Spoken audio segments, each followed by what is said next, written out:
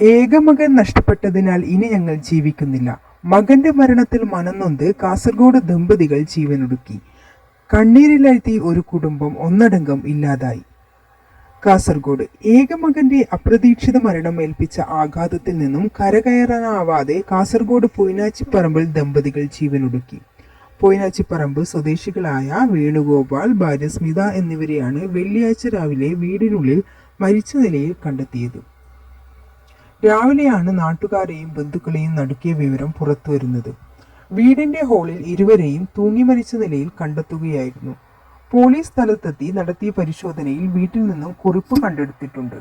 ഏകമകൻ നഷ്ടപ്പെട്ടതിനാൽ ഇനി ജീവിക്കുന്നില്ല എന്നാണ് കുറിപ്പിലെ ഉള്ളടക്കം.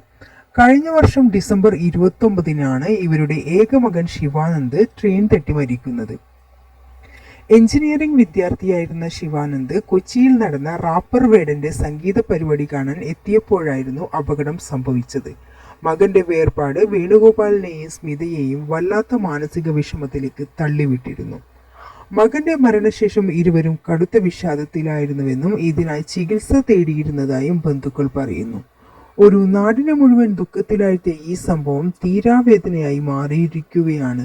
മകന്റെ അസാന്നിധ്യം ഇത്രയേറെ ആഴത്തിൽ ഇവരെ ബാധിച്ചിരുന്നുവെന്ന് കുറിപ്പിലെ വരികൾ സാക്ഷ്യപ്പെടുത്തുന്നു.